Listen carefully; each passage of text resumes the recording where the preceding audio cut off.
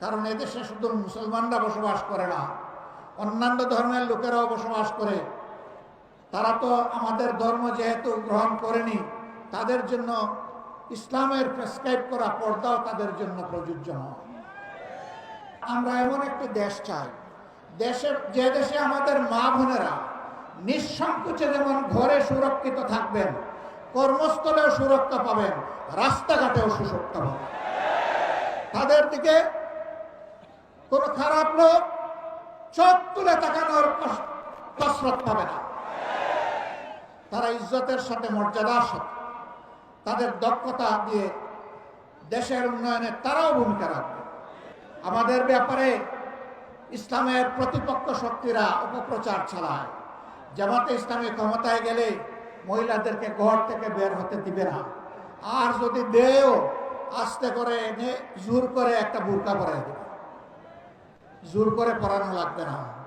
যে দেশে ইসলাম কায়েম হবে, এদেশের মানুষেরা, মায়েরা আনন্দের সাথেই সেদিন তারা ইজ্জতের জন্য তাদের সম্মানের মর্যাদার পোশাক পরিধান করবেন।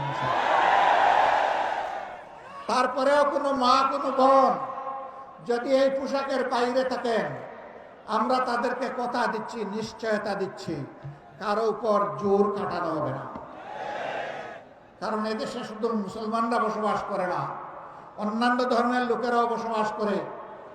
তারা তো আমাদের ধর্ম যেহেতু গ্রহণ করেনি, তাদের জন্য ইসলামের প্রেসক্রাইব করা পর্দাও তাদের জন্য প্রযোজ্য নয়।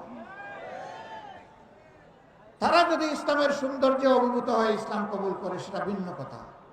তাদেরকে ইসলাম গ্রহণ করতেও কাউকেই বাধ্য করা হবে না। সম্মানিত সহকর্মী বৃন্দ, এই দেশে শুধু মুসলমানরা বসবাস করে না, হিন্দু, খ্রিস্টান, বৌদ্ধ ধর্মের লোকেরাও বসবাস করে।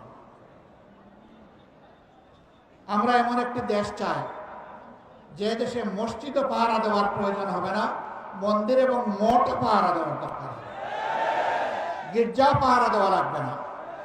সকল ধর্মের লোকেরা তাদের আপন আপন ধর্ম তাদের মতো করে শান্তিতে, নিরাপত্তার সাথে তারা পালন করবে।